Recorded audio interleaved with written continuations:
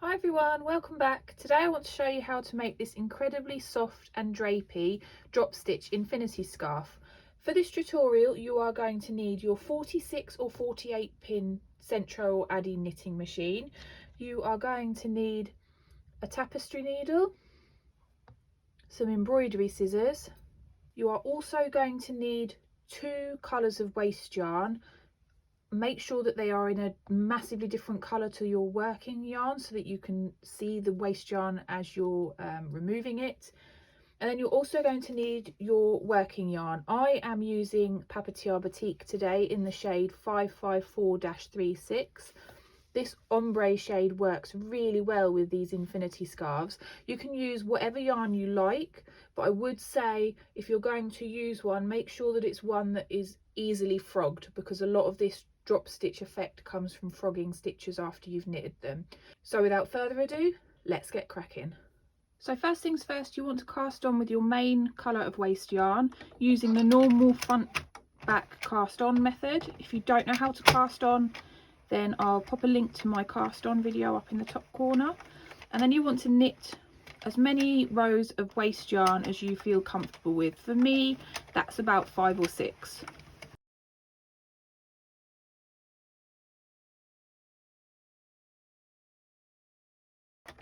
Don't forget to pop your yarn in the guide after the first row and 0 your counter. So I'm going to go away, knit 5 or 6 rows of waste yarn, and I'll meet you back after those rows.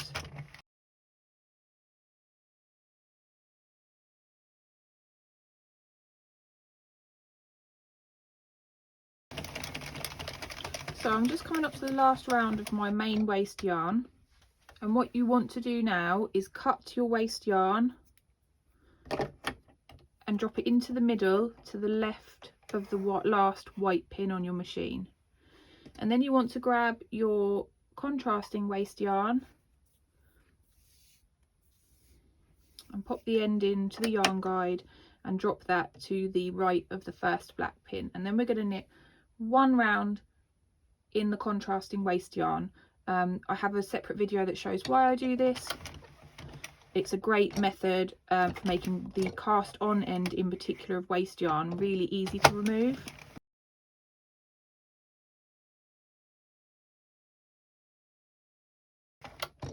There, so that's 1 row of waste yarn, and we're going to do the same again. Pop it into the middle of our work to the left of this white pin, and then we're going to get our main yarn that we're using.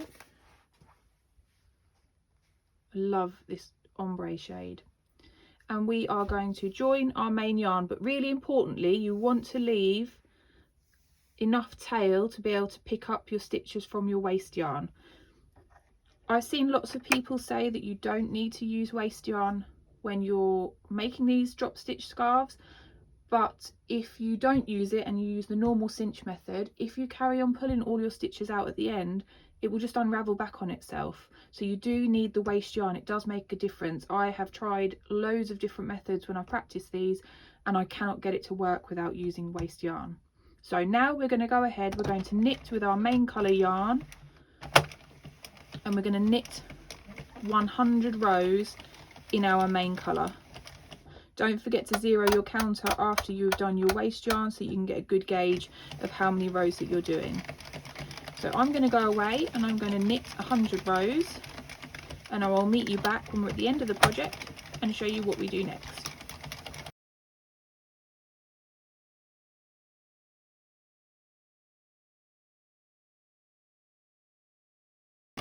I'm just finishing off the last couple of rows now, and then I'll show you what we do next once we've done our 100 rows.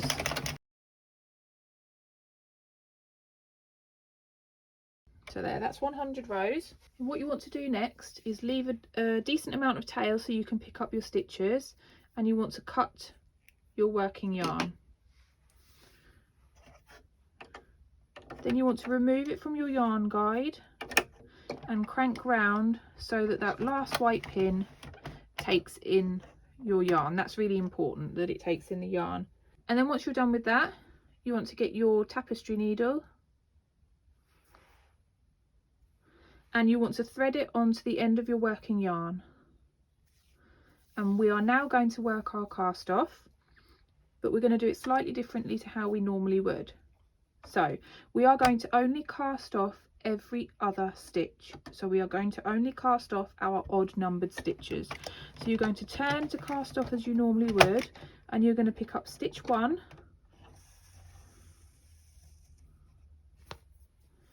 you're going to ignore stitch 2, and then pick up stitch 3, and you're going to work all the way around, picking up only your odd numbered stitches until you work all the way back around again.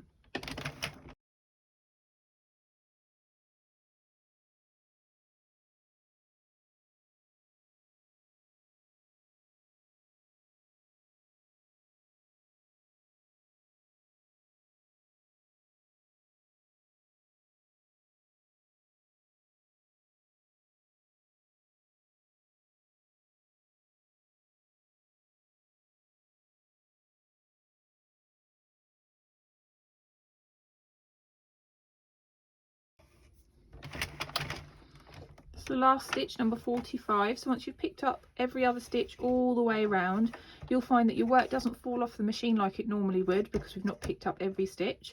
So if you just hold your working yarn out the way and crank round once more, you'll find that all of the even numbered stitches that you had left on the machine just fall off by themselves. There. So then we can take the machine away. You can pull out your tube. Before we start dropping stitches, I'm going to show you what to do with this end with the waste yarn. So before we do anything else, we need to secure the stitches that are sat on our waste yarn at the moment. The reason I use waste yarn is when I've used the non-waste yarn method, when I drop my stitches, if you pull your drop stitches all the way to the end, it just unravels. And I've tried lots of different methods, but I haven't found a way that works without waste yarn. So this for me is foolproof. Your stitches will not unravel back the other way again once you've dropped all your stitches. So you want to get your tapestry needle and thread the end or the beginning of the yarn from when you joined your working yarn to your work. And what we want to do is we want to be picking up these stitches that are sandwiched between your normal waste yarn colour and your ravel cord of waste yarn, your one row of waste yarn that you did. You will find, however, that you have one stitch down here that is hiding, that's less obvious to see because of the way the stitches are worked in a spiral on the machine. So you want to just go around and pick up all of your stitches, working in the same direction that you were working before. So we are coming from the left to the right, and we're going to work our way around and pick up and run our yarn through all of these stitches here.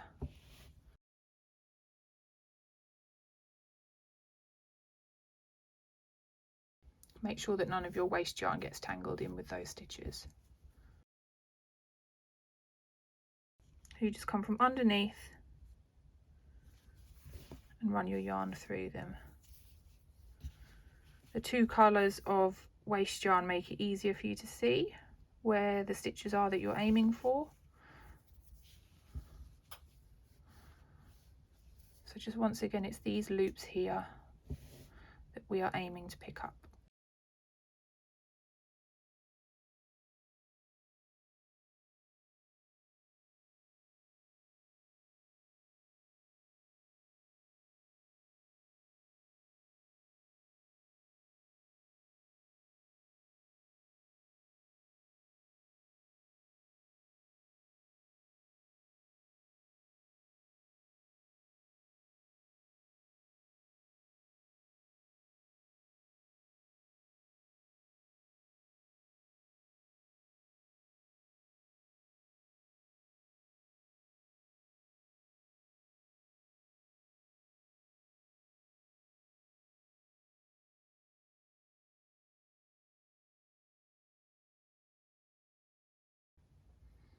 The last couple of stitches can get a little bit hidden, so we're just going to try and find them amongst our waste yarn.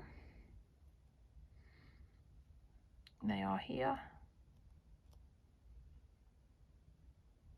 and then just pull it through.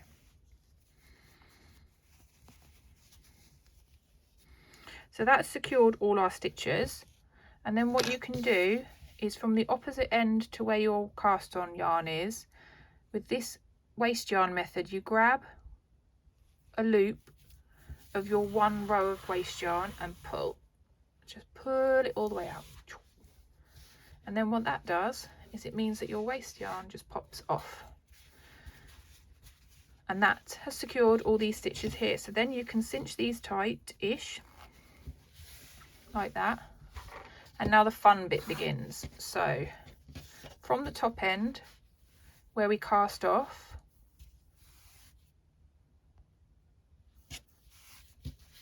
you want to just start pulling. It feels really weird to deliberately drop stitches, but you want to pull. And what I sometimes find helps is if you pull widthways and then pull lengthways.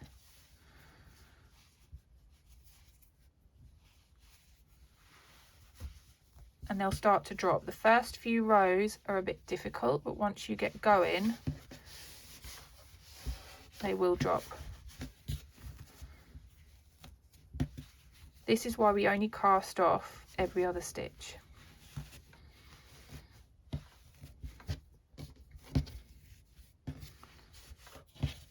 So pull out a bit and then pull.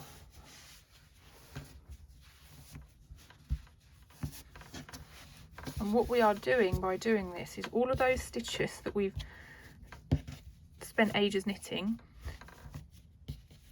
we are unraveling them because we only picked up and secured every other stitch.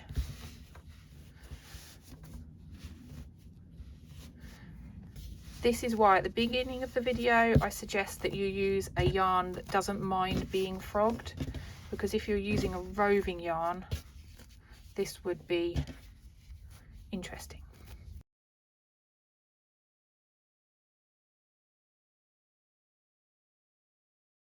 To just keep tugging down and frogging these stitches,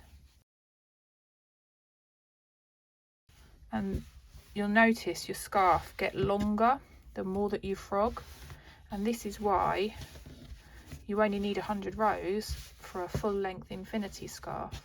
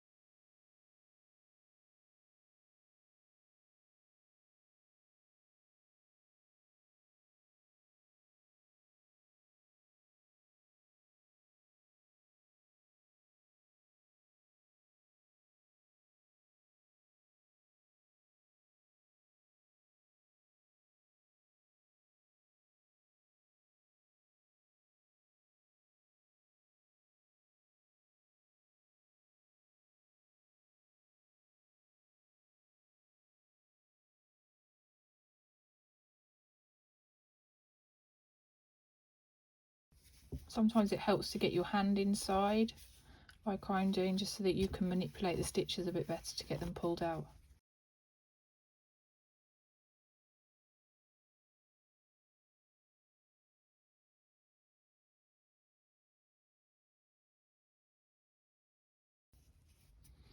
The last few are a little bit tricky, but trust the fact that you have picked up those stitches. They will not unravel off. That was the whole point of using the waste yarn and picking up the stitches separately and not just leaving the cast on edge.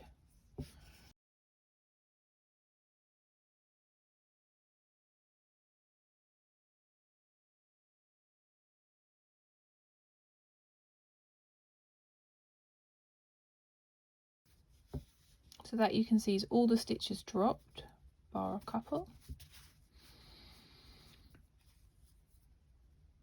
And once you're happy all the stitches are dropped, you can pull this end tight, and you can see just how long this scarf now is. I can't even fit it all in the screen. Once you've dropped all your stitches and you've cinched these ends nice and tight by just pulling them closed, we want to sew the two ends together to turn it into our infinity scarf. So you can pick either end of the yarn that you want, and you just want to thread your tapestry needle, and then you want to whip stitch the two ends together. It doesn't really matter how you do it, just as long as you are working fairly neatly and making sure that you are coming through all those loops.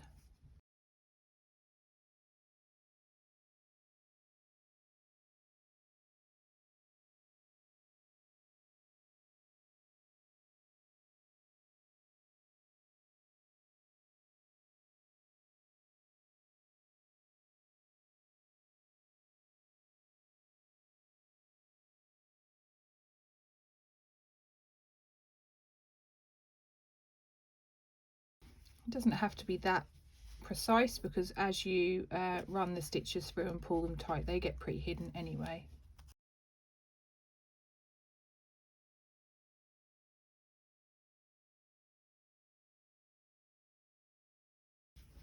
And once you're happy with how you've sewed it together, you can trim off your ends, and then you'll want to tie a couple of knots of the two ends together, just to make sure that this one doesn't unravel, because we haven't done any sewing with that end. If you wanted to make doubly sure, you could sew this end to that end in the same way we did with the opposite side, but I just like to do a couple of really tight knots, and then the knot gets virtually hidden in there in the same way that it does when you make a beanie. So you can just trim these ends nice and tight to the knot, and then you can't even see them. And then what you can do with your finished product is when you wear it, you can pop your crossover where that join is, and then when you wear it, you have that to the back of your neck, and you won't even see that join when you're wearing it. So there we have it, one drop stitch infinity scarf, and I can't express how soft and drapey these tubes become when you drop the stitches. They're beautiful, and gradient yarns like the one I've used today work so well for these scarves. Anyway, that's all from me today. I hope you've enjoyed today's tutorial, and I'll see you again for another one soon. Bye!